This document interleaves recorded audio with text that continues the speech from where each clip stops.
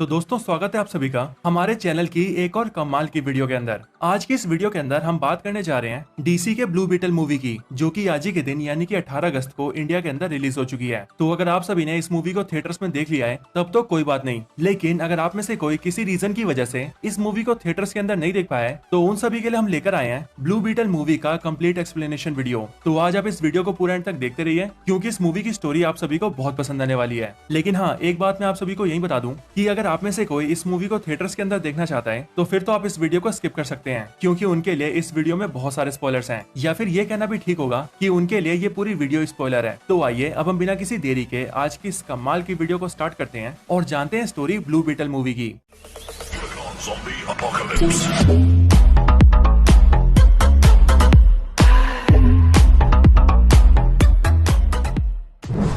तो इस मूवी की स्टार्टिंग होती है एक अनजान सी जगह से, जहां पर हम सब ये देखते हैं कि कॉड की कंपनी वहां पर खुदाई का काम करवा रही होती है। यहीं पर हम सभी विक्टोरिया कॉड को देखते हैं, जो कि कॉड इंडस्ट्रीज की सीईओ है। अब यहीं पर मैं आप सभी को बता दूं कि ये कॉड इंडस्ट्रीज टेड कॉड की कंपनी है, वही टेड कॉड जो कि कॉमिक्स के अंदर सेकंड ब्लू बीटल होता है, यानी कि जेमी रेस से पहले वाला ब्लू बीटल। और ये विक्टोरिया कॉड जो कि इस कंपनी की सीईओ है, वो टेड कॉड की सिस्टर है, जो कि टेड कॉड के मरने के बाद इस कंपनी को ऑपरेट कर रही है। विक्टोरिया कॉड यहाँ पर स्कैरब को ढूंढ रही होती है और यहीं हमें पता लगता है कि इनकी खुदाई का काम बहुत टाइम से चल रहा है। लेकिन फिर तभी विक्टोरिया कॉड को पता लगता है कि उन सभी को वहाँ पर स्कैरब मिल चुका है, और फिर इसीलिए स्कैरब को हासिल करने के बाद विक्टोरिया कॉड उसे अपने साथ कॉड इंडस्ट्रीज ले जाती है और वहाँ लाकर स्कैरब के ऊपर एक्सपेरिमेंट करने लगती है। असल में विक्टोरिया कॉड का ये प्लान है कि वो स्कैरब के ऊपर एक्सपेरिमेंट करके स्कैरब को पूरी तरह से स्टडी करेगी और फिर वो स्कैरब के अंदर से उसके कोड को हासिल कर लेगी, और फिर एक बार स्कैरब के कोड को जानने के बाद वो उस कोड का इस्तेमाल करके बहुत सारे पावरफुल सूट्स बनाएगी, जिन सूट्स की पावर बिल्कुल ब्लू बीटल के सूट जैसी होगी।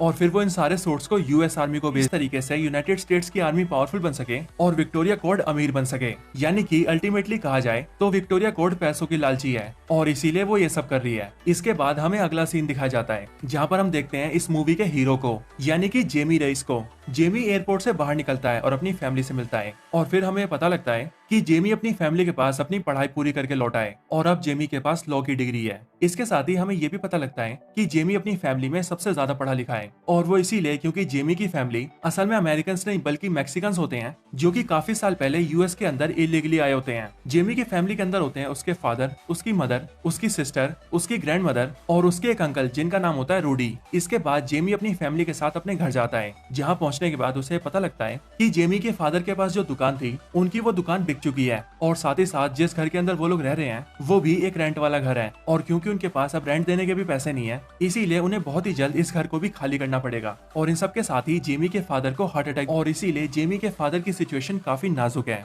ये सब जानने के बाद जेमी अपनी फैमिली से कहता है कि आप लोगों ने ये सब मुझे पहले क्यों नहीं बताया, लेकिन जेमी की फैमिली और उसके फादर उससे कहते हैं कि तुम हम सबसे दूर अपनी पढ़ाई करने गए थे, इसीलिए हम सब तुम्हें परेशान नहीं करना चाहते थे। इसके बाद ही जेमी ये डिसाइड करता है कि अब क्योंकि उसकी पढ़ाई कंप्लीट हो चुकी है इसीलिए वो एक अच्छी सी जॉब लेगा और अपनी फैमिली की हेल्प करेगा। इसके बाद जेमी को साफ सफाई करने की जॉब मिलती है, और वो जॉब उसे मिलती है कॉड इंडस्ट्रीज की सीईओ विक्टोरिया कॉड के घर में, जहाँ पर जेमी और उसकी बहन दोनों ही साफ सफाई कर रहे होते हैं। यहीं पर वो दोनों विक्टोरिया कॉड को भी देखते हैं, लेकिन फिर तभी जेमी के सामने विक्टोरिया कॉड से मिलने के लिए जेनी कॉड आती है, जो कि विक्टोरिया कॉड के भाई टेड कॉड की बेटी है। और यहाँ पर आकर वो विक्टोरिया से कहती है कि वो जानती है कि वो क्या सब कर रही है, और इसीलिए वो ये चाहती है कि वो जो भी कर रही है उसे बंद कर दे। लेकिन विक्टोरिया कॉड जेनी की कोई बात नहीं मानती और वो उसे धमकाने लगती है। लेकिन जब जेमी ये सब देखता है तब उससे रुका नहीं जाता, और इसीलिए वो विक्टोरिया कॉड को रुकने के लिए कहता है और जेनी की बातों का सपोर्ट करता है। बट ये देखकर विक्टोरिया कॉड जेमी और निकाल देते हैं। बट ये देखने के बाद जेनी जेमी से खुश हो जाती है, और इसीलिए जेमी कॉड जेनी से कहती है कि तुम कल कॉड इंडस्ट्रीज आ जाना, यानी कि मेरी कंपनी के अंदर, और वहाँ तुम्हें मैं जॉब दे दूंगी। इसके बाद जेमी ऐसा ही करता है, वो अगले दिन ही कॉड इंडस्ट्रीज में जाता है और जेनी से मिलने की कोशिश करता है, लेकिन कंपनी की रिसेप्शनिस्ट जेमी को वहीं बाहर बैठने के लिए कहती है, और वो जेमी को ये जवाब देती है कि जब जेनी मैम आएंगी तब वो आपसे मिलेंगी। इधर कंपनी के अंदर हम देखते हैं कि जेनी कॉड अपना भेस बदलकर सीधा उसी खुफिया लैब के अंदर घुस जाती है जहाँ पर स्कैरब रखा होता है, और फिर वो वहाँ से स्कैरब को उठाकर उसे सीधा एक बर्गर के बॉक्स के अंदर डाल देती है, और फिर वो उसे लेकर बाहर आ जाती है। ये सब इसीलिए क्योंकि जेनी ये चाहती थी कि उसके डैड की कंपनी के अंदर यानी कि कॉड इंडस्ट्रीज के अंदर ऐसा कोई भी गलत काम ना हो जो कि उसके डैड ना चाहते हो, और इसीलिए वो स्कैरब को चोरी कर लेती है ताकि उसके जरिए उसकी आंटी यानी कि विक्टोरिया कॉड कोई खतरनाक सूट ना बना सके। लेकिन जैसे ही जेनी उस स्कैरब को लेकर बाहर जाती है उसके कुछ ही देर के अंदर उस लैब के साइंटिस्ट को पता लग जाता है कि स्कैरब चोरी हो चुका है, और फिर इसीलिए वो सिक्योरिटी को अलर्ट करते हुए पूरी बिल्डिंग को बंद करने के लिए कहता है कि स्कैरब वहाँ से बाहर न जा सके। सिक्योरिटी अलार्म सुनते ही जेनी ये समझ जाती है कि स्कैरब के चोरी होने के बारे में लैब वालों को पता लग चुका है और फिर इसीलिए वो जल्दी जल्दी करके नीचे आती है। बट जैसे ही वो नीचे आती है वैसे ही जेमी उसे देख लेता है और फिर इसीलिए जेमी जेनी कॉर्ड के पास जाता है और उससे जॉब मांगता है। बट जेनी उससे कहती है कि ये सारी बातें वो उससे बाद में करेगी, अभी वो बस इतना चाहती है कि वो इस बर्गर बॉक्स को संभाले और इसे चुपके से अपने घर ले जाए। लेकिन हाँ, चाहे कुछ भी हो जाए उसे इस बॉक्स को खोलना नहीं है। और फिर जब वो अगली बार आकर उससे मिलेगी तो बाकी बातें वो उससे बाद में करेगी। ये सब सुनने के बाद जेमी ऐसा ही करता है, वो उसे उस बर्गर बॉक्स को ले लेता है जिसके अंदर स्कैरब रखा होता है और उसे लेकर सीधा अपने घर चला जाता है। और जेनी कॉर्ड वहीं पर सिक्योरिटी वालों के साथ मिल जाती है और ऐसे प्रिटेंड करती है जैसे उसे कुछ पता ही नहीं है। लेकिन जेनी ये भूल जाती है कि उसकी कंपनी में लगे हुए कैमरास उसकी सारी हरकतों को रिकॉर्ड कर चुके थे। इधर दूसरी तरफ जेमी उस बर्गर बॉक्स को लेकर सीधा अपने घर पहुंचता है और वहां जाकर ये सारी बातें अपनी फैमिली को बताता है। बट उसकी फैमिली ये जिद करती है कि उन सबको इस बॉक्स को खोलना चाहिए और देखना चाहिए कि आखिर इसके अंदर क्या है। हालांकि जेमी उन सबको रोकता है, लेकिन फिर बहन उस बॉक्स को खोल देती है, जिसके बाद वो लोग ये देखते हैं कि उस बॉक्स के अंदर एक नीले रंग का बीटल होता है। वो लोग ये समझ ही नहीं पाते कि आखिर ये सब क्या है और फिर इसीलिए जेमी की फैमिली उससे खेलने लगती है। लेकिन ये देखकर जेमी उसे अपने हाथों में ले लेता है और उन सबको ऐसा करने से रोकता है। लेकिन जैसे वो स्कैरब जेमी के हाथों में आता है वैसे वो स्कैरब चमकने लगता है और वो सीधा जाकर जेमी के फेस से चिपक जाता है और फिर वो धीरे धीरे करके उसे ब्लू बीटल में ट्रांसफॉर्म कर देता है। और फिर तभी उस स्कैरब के अंदर जो एआई है जिसका नाम है खाजिदा, उससे एक आवाज आती है जो कि जेमी से कहती है होस्ट मिल गया।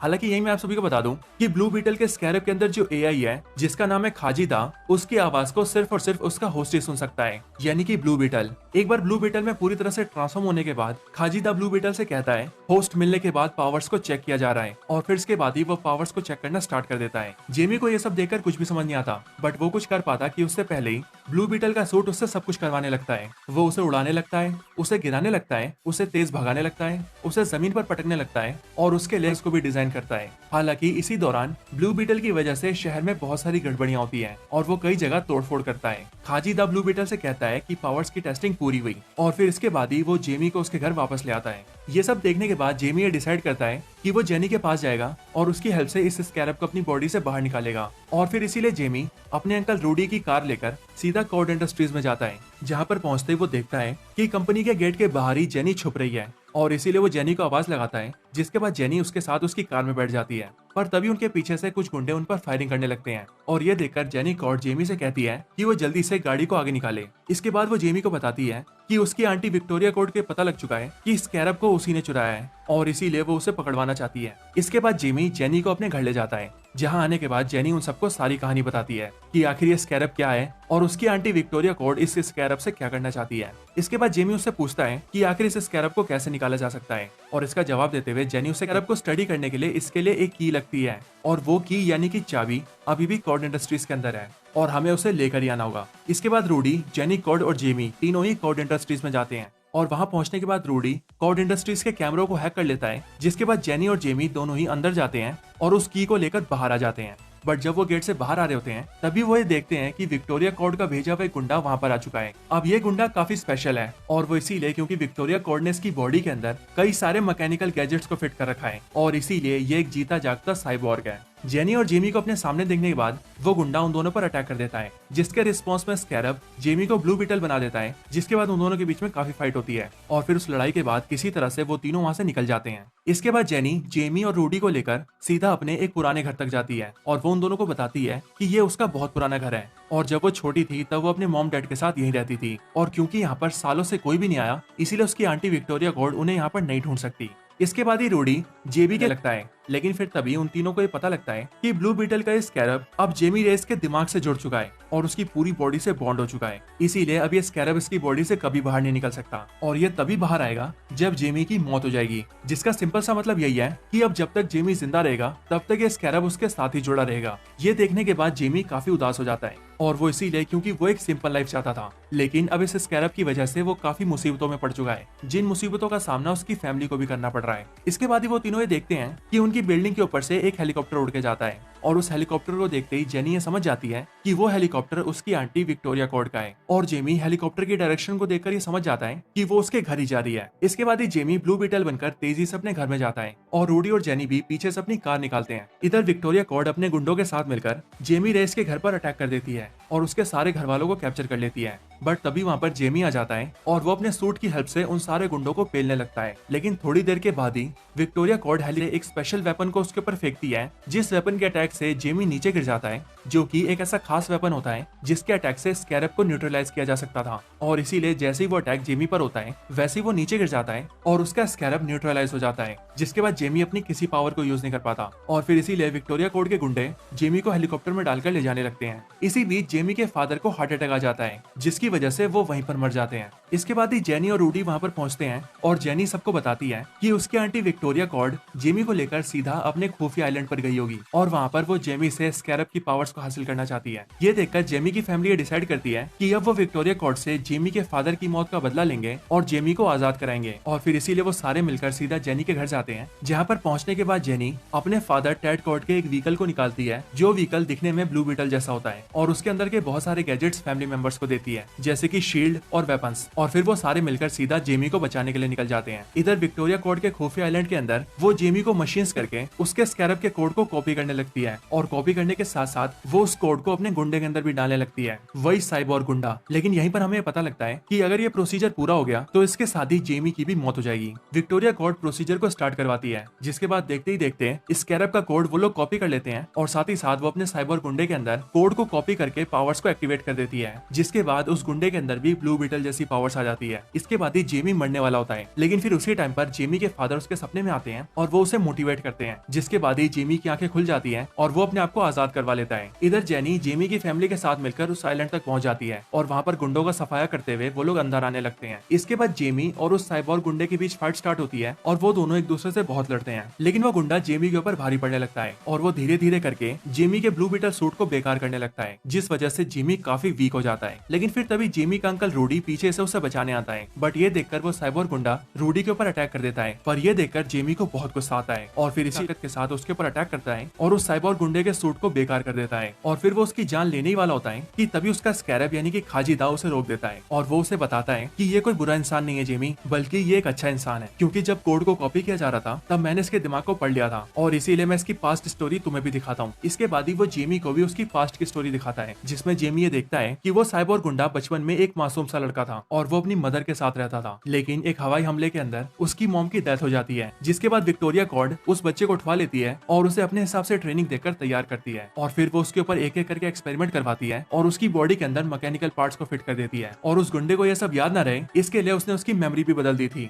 जेमी को यह सब दिखाने के बाद खाजिदा उस गुंडे की मेमोरी को भी वापस ले आता है और फिर ये सब जानने के बाद जेमी उसे जान से नहीं मारता और उसे जिंदा छोड़ देता है। इसके बाद ही इन्हीं से थोड़ी दूर जेनी अपनी आंटी विक्टोरिया कॉर्ड के हाथ से उसका डिवाइस छीन लेती है और ये वही डिवाइस होता है जिसके अंदर स्कैरब का कोड कॉपी होता है, लेकिन जेनी इस डिवाइस को तोड़ देती है। बट ये देखकर विक्टोरिया कॉर्ड अपने गुंडे से कहती है दोनों को जान से मार दे, लेकिन क्योंकि उस गुंडे को अपनी सारी मेमोरीज वापस मिल चुकी थी, इसीलिए वो सीधा विक्टोरिया कॉर्ड के पास जाता है और उसे पकड़ लेता है और फिर वो अपनी बॉडी को पूरा गर्म करने लगता है ताकि उसका सूट ब्लास्ट हो जाए। ये देखकर खाजिदा जेमी से कहता है कि उसका सूट ब्लास्ट होने वाला है, इसीलिए तुम अपनी फैमिली को लेकर जल्दी से यहाँ से निकलो। जिसके बाद जेमी ऐसे ही करता है और वो अपनी पूरी फैमिली को लेकर टेड कॉर्ड के बनाए हुए बीटल वाले व्हीकल में बैठ जाता है और सीधा वहाँ से उड़ के निकल जाता है। जिसके बाद ही वो साइबोर्ग गुंडा अपने सूट को ब्लास्ट कर लेता है, जिस वजह से उन दोनों के साथ साथ वो पूरा आइलैंड ही तबाह हो जाता है। लेकिन जेमी रेस अपनी फैमिली के साथ अपने घर वापस पहुंच जाता है। घर पहुंचने के बाद वो लोग ये देखते हैं कि उनका घर भी पूरी तरह से तबाह हो चुका है, बट तभी जेनी उन सबसे कहती है कि उसकी कंपनी इनका पूरा खर्चा उठाएगी और उनके लिए एक नया घर बनवा के देगी और साथ ही साथ वो जेमी के अंकल रूडी को भी एक नई कार गिफ्ट करती है, क्योंकि उसकी पुरानी कार बुरी तरह से टूट चुकी थी। और फिर इसके बाद ही ये मूवी एंड हो जाती है।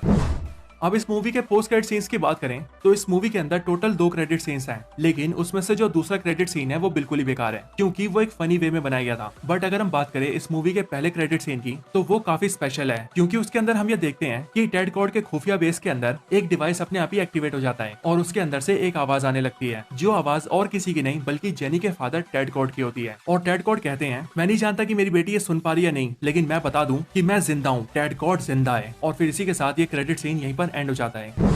तो दोस्तों यही थी वीडियो ब्लू बीटल मूवी की स्टोरी के ऊपर। आप सभी को ये वीडियो कैसी लगी ये आप मुझे कमेंट्स में जरूर बताएं, और अगर आप सभी का कोई और रिकमेंडेशन हो तो आप वो भी मुझे कमेंट्स में बता सकते हैं। वीडियो पसंद आई हो तो लाइक करें, चैनल को सब्सक्राइब नहीं किया तो अभी के भी सब्सक्राइब करें। बाकी वीडियो को शेयर करना चाहते हैं तो इसे अपने दोस्तों के साथ शेयर भी जरूर करें, और आप सभी इसी तरह से हंसते और मुस्कुराते रहें। बाकी मैं आप सबसे मिलता हूँ ऐसी किसी और बेहतरीन वीडियो में, तब तक